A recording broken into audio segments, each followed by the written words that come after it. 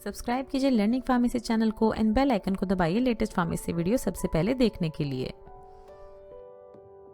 So friends, आज की इस वीडियो में कवर करेंगे ब्लड डिसऑर्डर्स, जिसमें हम कौन कौन से टॉपिक्स कवर करेंगे। देखिए, हम देखेंगे क्या होते हैं blood disorders and different types of blood disorder. अलग अलग तरह के ब्लड डिसऑर्डर देखेंगे हम डिटेल में। तो इस वीडियो को एंड तक देखें, आपको सारी ही ब्लड डिसऑर्डर्स जो हैं उनके बारे में अच्छे से इन्फॉर्मेशन मिल जाएगी। तो देखिए क्या होते हैं ब्लड डिसऑर्डर्स। देखिए, ब्लड डिसऑर्डर जो है एक ऐसी कंडीशन होती है जिसमें जो जैसे आपको पता होगा कि आपकी बॉडी में जो ब्लड होता है वो बहुत सारे फंक्शन होते हैं उसके। वो ऑक्सीजन ट्रांसपोर्ट करता है थ्रू आउट द बॉडी, बहुत सारे न्यूट्रिएंट्स जो है उसका ट्रांसपोर्ट करता है वो body through out the body. तो अगर किसी तरह का डिसऑर्डर हो जाता है तो ब्लड की ये वाली जो एबिलिटी होती है ट्रांसपोर्टेशन की, वो ठीक से ब्लड नहीं कर पाता है। अलग अलग रेंज ऑफ सिम्टम्स देखे जाते हैं, डिफरेंट टाइप्स के डिसऑर्डर होते हैं जो भी हम देखेंगे। बहुत सारे अलग अलग सिम्टम्स होते हैं, बट जो मोस्ट कॉमन सिम्टम्स होते हैं किसी भी तरह के ब्लड डिसऑर्डर में जो पर्सन को फेस करने पड़ते हैं वो होती है फैटीग, थकान लगती है पेशेंट्स को, अनएक्सपेक्टेड वेट लॉस होता है पेशेंट्स का। तो ये इस तरह के देखिए उनको सिम्टम्स फेस करने पड़ते हैं। देखिए ब्रीफली देख लेते हैं कौन कौन से काइंड के डिसऑर्डर होते हैं ब्लड डिसऑर्डर। सबसे पहले होता है अनीमिया, जिसमें जो पेशेंट है उसके ब्लड में आरबीसी काउंट कम हो जाता है। फिर होता है हीमोफीलिया, ये एक तरह का ब्लड कोएगुलेशन मींस इसमें ब्लड जो है वो क्लॉट नहीं हो पाता है सही टाइम पे और एक्सेसिव ब्लड लॉस के चांस होते हैं पेशेंट्स में, तो हीमोफीलिया कहते हैं उसको। फिर होता है देखिए थ्रोम्बोसाइथेमिया, जिसमें क्या होता है ब्लड में एबनॉर्मली बहुत ज़्यादा प्लेटलेट्स बनने लगती हैं, उसको कहते हैं थ्रोम्बोसाइथेमिया। और इसी का अपोजिट होता है थ्रोम्बोसाइटोपिनिया, जिसमें ब्लड में प्लेटलेट जो है वो बहुत कम बनती हैं। तो ये दोनों ही डिसऑर्डर हम देखेंगे अच्छे से। फिर देखिए होता है हीमोक्रोमेटोसिस, इसमें क्या होता है ये आयरन मेटाबॉलिज्म का डिसऑर्डर होता है जिसमें बहुत ज़्यादा एक्सेसिव एब्जॉर्प्शन होने लगता है आयरन का बॉडी में। फिर होता है देखिए हॉटकिंस डिसीज, इसमें क्या होता है ये ऐसी डिसीज़ होती है जो कि होती है एनलार्जमेंट ऑफ लिम्फ नोड्स। तो लिम्फ नोड्स जो हैं वो अनलार्ज हो जाती हैं, बड़ी हो जाती हैं, जिसकी वजह से इस तरह की डिसीज़ होती है पेशेंट्स में। ल्यूकेमिया होता है, जैसे अब ये पता ही होगा आपको, एबनॉर्मल ल्यूकोसाइट्स जो हैं WBC जो है वो एक्यूमुलेट होने लगते हैं ब्लड में, तो उसकी वजह से ल्यूकेमिया होते हैं पेशेंट्स को। देन नॉन हॉटकिंस लिम्फोमा होते हैं, ये लिम्फोमा होते हैं जो हॉटकिंस से अलग होते हैं। तो सबके बारे में डिटेल में देखते हैं हम अभी। सबसे पहले देखिए देखते हैं अनीमिया, जो कि मोस्ट कॉमन है सारे ही ब्लड डिसऑर्डर्स में। क्या होता है देखिए अनीमिया में shortness of healthy red blood cell. तो जो पर्सन होता है, पेशेंट होता है, उसके ब्लड में आरबीसी का काउंट जो है वो कम होने लगता है। देखिए ये नॉर्मल ब्लड है, इसमें आरबीसी देखिए आप देख रहे हैं।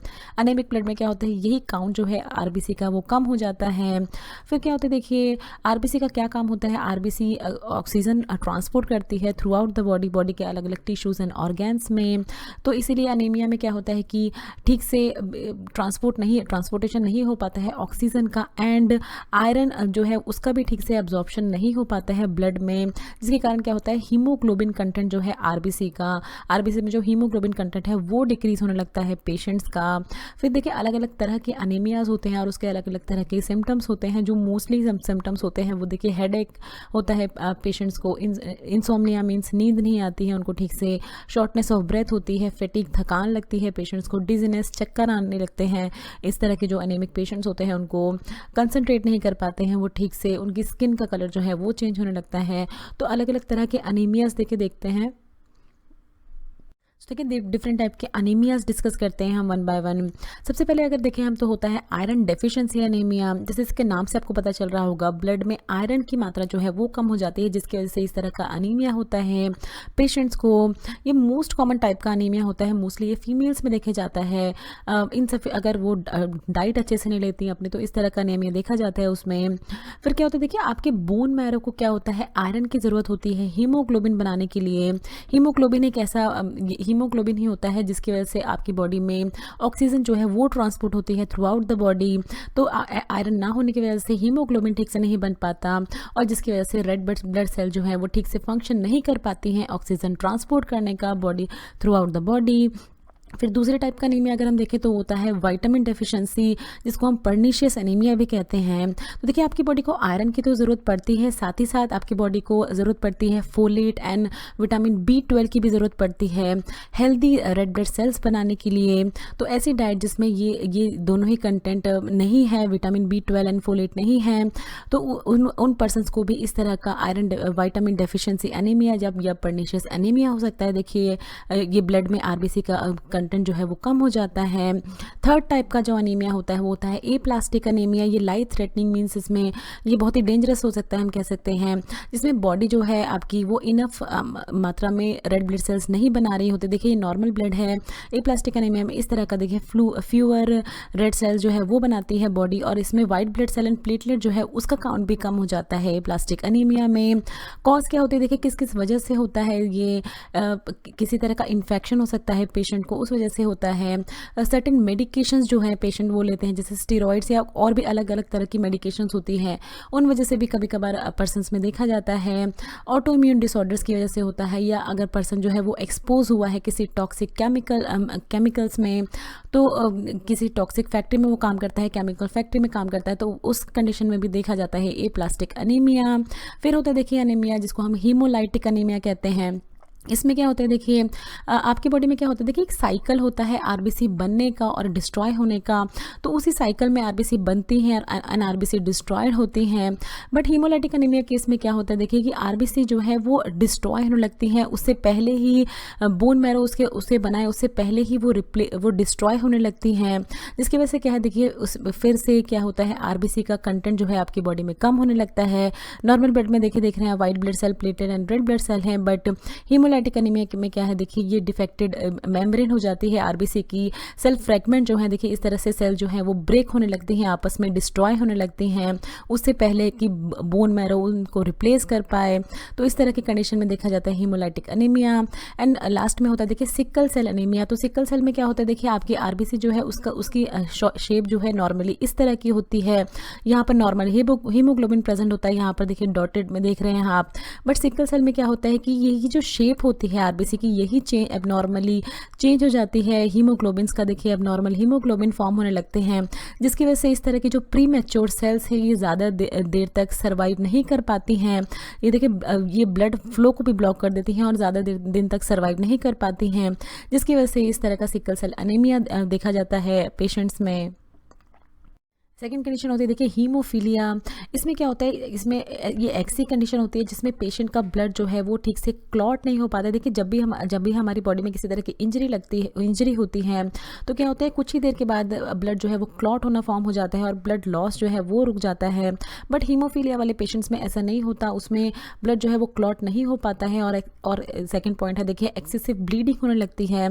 इंटरनल एक्सटर्नल दोनों ही तरह की ब्लीडिंग होने के चांस होते हैं उनको, किसी भी इंजरी या किसी भी डैमेज अगर उनके बॉडी पे लगता है उसके बाद। सिम्टम्स में क्या होता है, देखिए जॉइंट पेन, सिम्टम्स में देखिए इस तरह के ब्रूसेस दिखने लगते हैं स्किन पे, स्किन डिस्कलरेशन हो जाती है, इस तरह की स्किन हो जाती है। जॉइंट पेन होने लगता है, स्वेलिंग, ब्लीडिंग होने लगती है पेशेंट को। यूरिन और स्टूल में भी ब्लड दिखने लगता है इस तरह के पेशेंट्स को। ट्रीटमेंट में क्या होता है, देखिए इसमें इंजेक्शन दिया जाता है पेशेंट को क्लॉटिंग फैक्टर्स या प्लाज्मा का। देखिए होता है थ्रोम्बोसाइथेमिया। इसमें ये एक ऐसा डिसऑर्डर होता है जिसमें बोन मैरो बहुत ही ज़्यादा अमाउंट में प्लेटलेट्स बनाने लगते हैं आपके ब्लड में। तो देखिए प्लेटलेट्स का क्या काम होता है, ये हेल्प करती हैं ब्लड क्लॉटिंग में, ब्लड को क्लॉट करवाती हैं किसी भी तरह की इंजरी के बाद, जिससे कि बहुत ज़्यादा ब्लड लॉस ना हो पाए।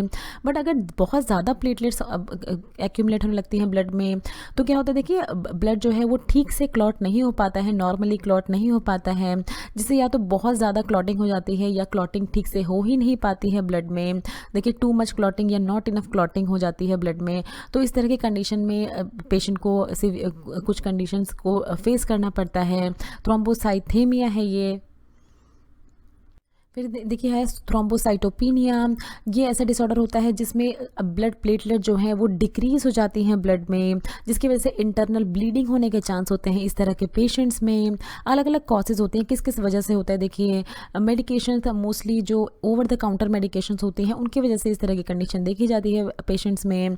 इन्फेक्शन, कोई इन्फेक्शन है, प्रेगनेंसी में देखी जाती है इस तरह की कंडीशन, एंड इम्यून डिसऑर्डर्स में देखी जाती है। फिर आती है देखिए हीमोक्रोमेटोसिस। ये एक ऐसी कंडीशन होती है जिसमें बॉडी में आयरन का ओवरलोड होने लगता है।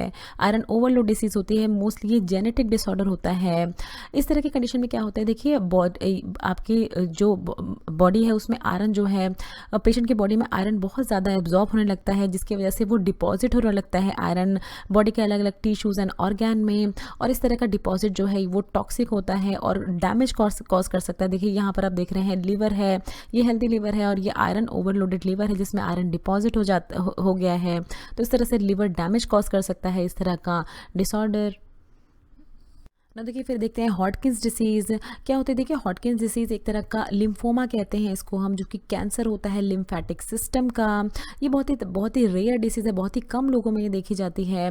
यूजुअली जो एज जिनकी एज 55 से ऊपर होती है, या बहुत ही कम लोगों में इस तरह की डिसीज़ देखी जाती है हॉटकिंस डिसीज़। हॉटकिन डिसीज़ में क्या होता है देखिए, जो सेल्स होती हैं लिम्फेटिक सिस्टम की, बेसिकली जो लिम्फ नोड्स होते हैं वो क्या होते हैं, बहुत एबनॉर्मली बहुत ज़्यादा रिप्रोड्यूस होने लगते हैं, बार बार प्रोड्यूस होने लगते हैं पेशेंट की बॉडी में। जिसकी वजह से क्या होता है कि जो पेशेंट की बॉडी है वो इन्फेक्शन से फाइट नहीं कर पाती है, सक्षम नहीं हो पाती है किसी भी तरह के इन्फेक्शन से फाइट करने के लिए। और ये इस तरह की जो ये सेल्स होती हैं देखिए, डिसीज्ड सेल होती हैं, ये थ्रू आउट द बॉडी जो है अलग अलग स्टेजेस पे देखिए ये through out the body spread होने लगती हैं और एक तरह का कैंसर कॉज कर देती हैं पेशेंट की बॉडी में। आपकी बॉडी को देखिए यहाँ से डिवाइड करते हैं तो ये डिफ्रेगम होता है। फिर देखिए स्टेज 1 में क्या है, ये लोकलाइज्ड है, यहाँ सिर्फ यही प्रेजेंट होती हैं ये हॉटकिन डिसीज सेल्स जो होती हैं वो। फिर स्टेज 2 में क्या होता है देखिए, ये स्प्रेड होने लगती है, यहाँ से ये 2 और मोर लिम्फ नोड्स को ये अफेक्ट कर देते हैं। ये सारे लिम्फ नोड्स हैं देखिए जिसको ये अफेक्ट करती है डिसीज। स्टेज 3 पे क्या होता है देखिए, ये और भी स्प्रेड होने लगती है और ये यहाँ डिफ्रेगम से नीचे के पार्ट को भी अफेक्ट करने लगती है, नीचे के लिम्फ नोड को। एंड स्टेज 4 पे क्या होता है, थ्रू आउट द बॉडी और अलग अलग ऑर्गन्स को अफेक्ट करने लगती है। तो देखिए ल्यूकेमिया की अगर हम बात करें तो क्या होता है, ये कैंसर होता है वाइट ब्लड सेल्स का, जिसमें देखिए नॉर्मल ब्लड होता है और ये ल्यूकेमिया ब्लड है। तो नॉर्मल ब्लड में देखिए ये अलग अलग तरह के आरबीसीज हमारे ब्लड में प्रेजेंट होते हैं। न्यूट्रोफिल, लिम्फोसाइट, मोनोसाइट जो कि वाइट ब्लड सेल्स होते हैं वो ब्लड में प्रेजेंट होते हैं एंड प्लेटलेट्स प्रेजेंट होते हैं। बट ल्यूकेमिया पेशेंट में क्या होता है, एबनॉर्मली ये वाइट ब्लड सेल्स का काउंट जो है वो इंक्रीज हो जाता है, बढ़ जाता है। ल्यूकेमिया सेल जो है देखिए ये अलग लगती है नॉर्मल सेल से और ये फंक्शन नहीं कर पाती हैं ठीक से इस तरह की सेल्स। 4 तरह के बेसिक ल्यूकेमिया होते हैं अगर हम बात करें तो देखिए सब उसमें होता है acute lymphocytic leukaemia, acute myelogenous leukaemia, chronic lymphocytic leukaemia and chronic myelogenous leukaemia. अगर हम एक्यूट वर्सेस क्रॉनिक की बात करें कि एक्यूट क्या होते हैं, क्रॉनिक क्या होते हैं, तो देखिए एक्यूट किस एज के पेशेंट्स में होते हैं, ये basically childrens and young adults में देखे जाते हैं। क्रॉनिक देखे जाते हैं middle age and elder peoples में। ऑनसेट ऑफ एक्शन एक्यूट का बहुत ही सडन होता है, एकदम से होता है, बट क्रॉनिक जो है वो धीरे धीरे ग्रेजुअली उनका ऑनसेट होता है, वो धीरे धीरे बढ़ते हैं।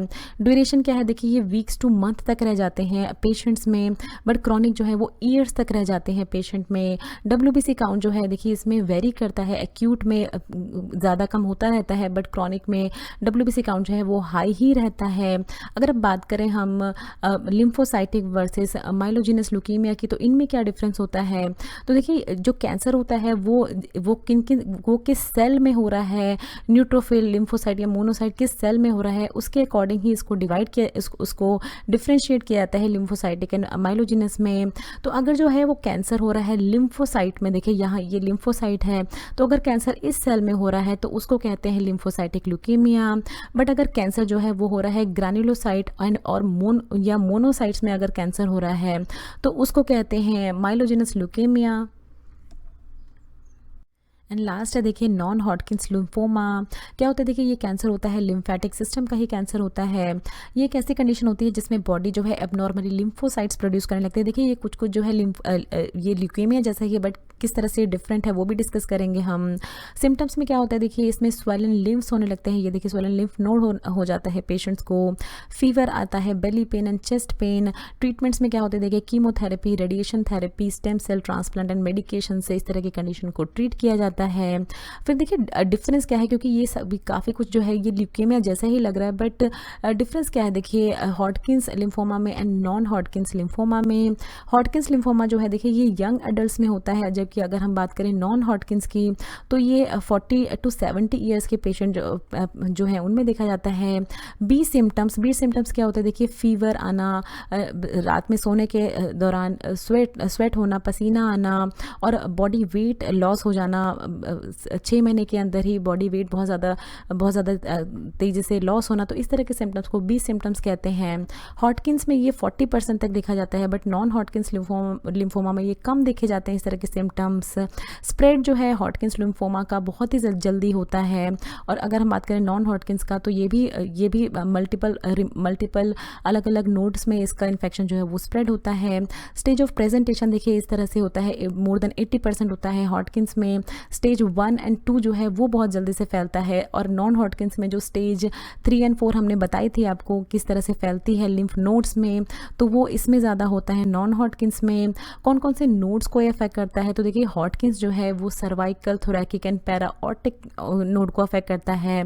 नॉन हॉटकिन जो है ये मेसेंट्रिक, पैराऑक्टिक, थोरैकिक एंड सर्वाइकल को अफेक्ट करता है। इतना ज़्यादा अगर आपको याद नहीं हो पा रहा है तो आपको करने की ज़रूरत नहीं है, बट एक तरह का आपको डिफरेंस बताया गया है कि किस तरह से ये डिफरेंट होते हैं ये दोनों ही लिम्फोमा एक दूसरे से। तो देखिए समराइज़ करें कि पूरे लेक्चर को हमारे, तो हमने सबसे पहले देखा कि ब्लड डिसऑर्डर्स के बारे में देखा। ये ऐसी कंडीशन होती है जो कि आपकी बॉडी के ब्लड को अफेक्ट करती है, ब्लड ठीक से फंक्शन नहीं कर पाता है। अनीमिया में हमने देखा कि shortness of red blood cell की शॉर्टनेस की वजह से होती है इस तरह की कंडीशन। हीमोफीलिया में हमने देखा कि ब्लड जो है वो ठीक से क्लॉट नहीं हो पाता, इसलिए हीमोफीलिया जैसी कंडीशन फेस करनी पड़ती है पेशेंट्स को। थ्रोम्बोसाइथेमिया में हमने देखा कि ये डिसीज़ है जिसमें बोन मैरो जो है वो बहुत ज़्यादा अमाउंट में प्लेटलेट्स बनाने लगती है। थ्रोम्बोसाइटोपिनिया में हमने देखा कि ये एबनॉर्मली डिक्रीज हो जाता है प्लेटलेट्स का बनना, जिससे कि इंटरनल ब्लीडिंग जैसी कंडीशन बहुत ज़्यादा होने लगती है पेशेंट्स को। देन हीमोक्रोमेटोसिस में हमने देखा कि आयरन का एब्जॉर्प्शन बहुत ही ज़्यादा होने लगता है, बॉडी के अलग अलग ऑर्गेन्स में डिपॉजिट होने लगता है, जिससे कि डैमेज होने के केसेस होते हैं उन ऑर्गेन्स के। हॉटकिन डिसीज़ में हमने देखा ये टाइप ऑफ लिम्फोमा है जो कि एक लिम्फेटिक सिस्टम का कैंसर होता है। ल्यूकीमियास में हमने देखा ये भी कैंसर होता है वाइट ब्लड सेल्स का। नॉन हॉटकिंस लिम्फोमास में हमने देखा ये भी एक तरह का लिम्फेटिक सिस्टम का ही डिसीज़ होता है, और इनमें हमने आपको डिफरेंस भी बताया किस तरह से हॉटकिंस एंड नॉन हॉटकिंस एक दूसरे से अलग हैं। So thanks for watching. Next video में हम कवर करेंगे ह्यूमन एनाटॉमी फिजियोलॉजी चैप्टर 8.5, जिसमें हम lymph glands and their functions discuss करेंगे। सो फ्रेंड्स, अगर आपको ये वीडियो अच्छी लगे तो इस वीडियो को जरूर लाइक कीजिए, शेयर कीजिए अपने फ्रेंड्स के साथ। अगर आप चैनल पर पहली बार आए तो प्लीज़ चैनल को सब्सक्राइब कीजिए। वीडियो के नीचे रेड कलर का सब्सक्राइब बटन दिया होगा, उस पर क्लिक करके आप चैनल को सब्सक्राइब कर सकते हैं। अगर आपका कोई भी सवाल है तो नीचे दिए हुए कमेंट बॉक्स में हमसे कुछ भी पूछ सकते हैं। ये कुछ हमारे रिलेटेड वीडियोस के लिंक हैं जिन पे क्लिक करके आप उनको देख सकते हैं। दोस्तों, लर्निंग फार्मेसी पे आने के लिए और ये वीडियो देखने के लिए आपका बहुत बहुत शुक्रिया। मिलते हैं अगले वीडियो में।